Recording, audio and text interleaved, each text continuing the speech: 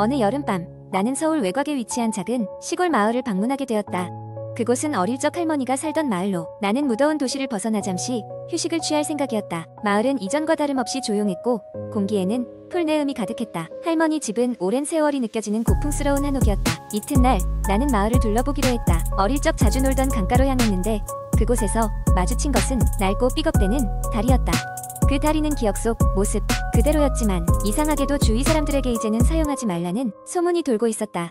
호기심이 발동하여 나는 다리 쪽으로 다가갔다. 가까이 다가가니 다리 아래로는 물 대신 검고 깊이를 알 수 없는 그림자가 드리워져 있었다. 그날 밤 나는 할머니 집에서 깊은 잠에 빠졌다. 그런데 갑자기 창문 밖에서 뭔가 긁히는 소리가 들려왔다. 꿈결인 줄 알았지만 소리는 점점 가까워졌다. 귀신이라도 놀래키려는 것처럼 문고리를 돌리는 소리까지 들려왔다. 겁에 질려 자리에서 일어나지 못하고 누워있는데 이내 창문 너머로 낮게 깔리는 목소리가 들렸다. 다리에서 본 그것을 잊지 말아라.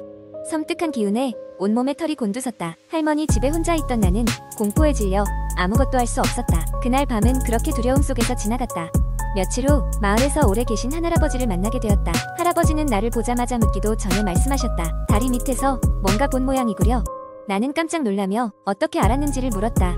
그러자 할아버지는 우리 마을에서 전에 내려오는 이야기를 들려주었다. 옛날 그 다리 밑에서 누군가 실종되었다고 한다. 이후로 다리를 지나던 사람들은 그 실종된 자의 목소리를 듣곤 했고 다리에 그림자는 그 사람의 영혼이라는 소문이 돌았다. 할아버지의 말을 들으며 그날 밤의 소름 끼치는 기억이 다시 떠올라 몸이 떨렸다. 할아버지는 마지막으로 내게 조심하는 것이 좋을 것이라며 마을을 떠날 것을 권유하셨다. 나는 결국 할머니 집을 떠나기로 결정했다. 떠나는 날 옅게 내린 안개 속에서 다리를 마지막으로 바라보았다. 그 다리는 여전히 무거운 침묵 속에 있었다. 언젠가 다시 마을을 찾게 된다면 그 다리는 이미 이야기를 잃어버린 과거의 유물로 남아있을 것이다. 서울로 돌아온 후에도 가끔 그 소름 끼치는 목소리가 생각나곤 했다. 도시의 소음 속에서도 나는 가끔 꿈속에서 그 다리를 건너고 있곤 한다. 그날의 기억은 무더운 여름밤 여전히 나를 따라다니며 공포로 남아있는 것이다. 두 번째 이야기. 어느 작은 시골 마을에 사는 한 젊은 여성이 있었다. 그녀의 이름은 수정이었고 도시에 있는 대학을 졸업한 후 고향으로 돌아와 부모님과 함께 살고 있었다. 그녀는 마을에서 멀지 않은 숲속에 있는 작은 공방에서 도자기를 만들며 조용한 삶을 살고 있었다. 수정은 어린 시절부터 이 숲에 대한 여러 가지 무서운 이야기를 들으며 자랐다. 숲의 깊은 곳에는 과거에 한 마녀가 살았으며 그녀가 사라진 후로도 그 마녀의 영혼이 숲을 떠돌고 있다는 소문이었다. 이에 더해 밤이 깊어지면 듣기 싫은 비명소리와 함께 이상한 그림자가 나무 사이를 배회한다고 했다. 동네 아이들은 조금만 숲에 가까이 가도 겁에 질려 돌아오곤 했다. 수정은 그 이야기를 그냥 미신으로 치부했다. 어렸을 때는 무서웠지만 성인이 된 지금은 그런 이야기보다 현실적인 고민이 더 많았기 때문이다. 그녀는 공방에서 하루 종일 일을 하고 저녁이면 마을 친구들과 모여 시간을 보내곤 했다. 그러던 어느 날 수정은 전에 없던 선명한 꿈을 꾸게 되었다. 꿈속에서 그녀는 숲의 가장 깊은 곳으로 이끌렸고 거기서 오래된 거울을 발견했다. 거울은 낡고 금이 가 있었지만 그녀가 그 앞에 서자 자신이 아닌 다른 사람을 비추고 있었다. 그건 분명히 그녀의 얼굴이 아니었고 오싹한 느낌에 그녀는 깨어났다. 꿈이 너무 선명해서 불쾌한 기분을 떨칠 수 없던 수정은 그날 하루 종일 불안했다. 게다가 그녀가 작업하는 공방 유리창에 이상한 얼룩이 생기고 공방 안에서는 시계 소음처럼 일정한 두드리는 소리가 들려오기 시작했다. 심지어 공방의 가장자리에 쌓아둔 도자기들이 아무 이유 없이 깨지기도 했다. 몇 주에 걸쳐 이상한 사건들이 계속되자 수정은 그 꿈이 단순한 꿈이 아니었음을 느꼈다. 그녀는 자신이 본 그 거울의 비밀을 파헤쳐야만 이 악몽에서 벗어날 수 있을 것 같았다. 그러던 중 우연히 마을 도서관에서 오래된 책을 발견하게 되었고 그 책에는 마녀 전설과 관련된 여러 가지 기록이 담겨 있었다. 그 기록에 의하면 그 마녀는 젊은 시절 마을 사람들에게 배척받았고 그 복수를 위해 강력한 저주를 내렸다고 한다. 특히 그녀의 물건 중 하나에 접촉한 사람은 저주의 환영에 시달리다 결국 미쳐버렸다는 내용이었다. 그런데 그 물건이 바로 낡고 금이 간 거울이었다고 한다. 수정은 자신이 꿈에서 본 거울이 마녀의 저주와 관련이 있음을 알게 됐다. 그녀는 용기를 내어 숲을 탐험하기 시작했다. 며칠에 걸쳐 숲을 뒤져보던 중 그녀는 마침내 꿈에서 본 그 낡고 금이 간 거울을 발견했다. 거울은 흙 속에 일부가 묻힌 채 그곳에 있었다. 수정은 손을 뻗어 거울을 집어들었다.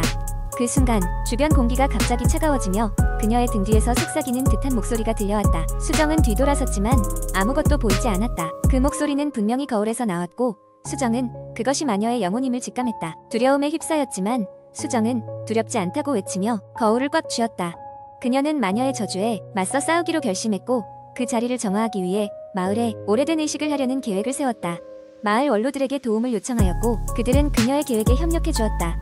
의식이 진행되는 동안 수정은 거울을 들고 마녀의 이름을 크게 외쳤다. 그 순간 강력한 바람이 불어오며 거울이 깨졌고 그와 함께 주변의 이상 현상도 사라졌다. 수정은 자신이 마녀의 저주를 풀었다는 것을 느낄 수 있었다. 이후로 숲에서는 더 이상 이상한 일이 일어나지 않았고 수정은 마을 사람들로부터 많은 찬사를 받았다. 그러나 그녀는 여전히 조심스러웠다. 어쩌면 저주가 완전히 사라지지 않았을 수도 있기 때문이다. 하지만 수정은 이번 일을 통해 자신이 어린 시절 두려워했던 모든 것들에 맞설 수 있는 용기를 얻게 되었다. 세 번째 이야기, 한국 인터넷에는 수많은 공포 이야기가 떠돌아다니고 있습니다. 그중 하나를 길게 풀어보겠습니다. 어느 작은 시골 마을에 대대로 사람이 살지 않는 낡은 폐가가 하나 있었습니다. 마을 사람들은 그 집을 귀신 들린 집이라 부르며 가까이 가지 않았습니다. 주위에는 항상 음산한 기운이 감돌고 밤이 되면 알 수 없는 소리들이 들려온다고 했습니다. 이 집에 얽힌 소문은 여러 가지가 있었지만 그중 가장 널리 알려진 이야기는 한 가족의 비극에 관한 것이었습니다. 오래전 한 부유한 가문이 이 집에 살고 있었습니다. 하지만 어느 날 집안에 불이 나고 말았습니다. 그들은 화재에서 가까스로 탈출했지만 부인은 중상을 입고 자녀 하나를 잃은 뒤 세상을 떠났습니다. 그 후 집주인은 술에 의지하며 살아갔고 결국 슬픔과 죄책감을 이기지 못하고 스스로 목숨을 끊었습니다. 그 사건 이후 이 집은 영영 사람이 살지 않는 귀신 들린 집이 되고 말았습니다.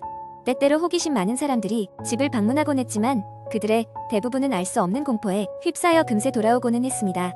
그러던 어느 날 대학생 4명이 방학을 맞아 여행을 하던 중 이 마을을 방문하게 되었습니다. 이들은 풍문으로만 듣던 귀신 들린 집에 대해 흥미를 느끼고 직접 가보기로 결심합니다.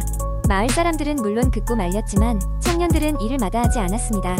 저녁이 되어 길이 어두워질 무렵 그들은 집으로 향했습니다. 집에 들어서자마자 사방이 칙칙하고 음산한 기운이 감돌았습니다. 학생들은 손전등을 켜고 집안을 둘러보기 시작했습니다.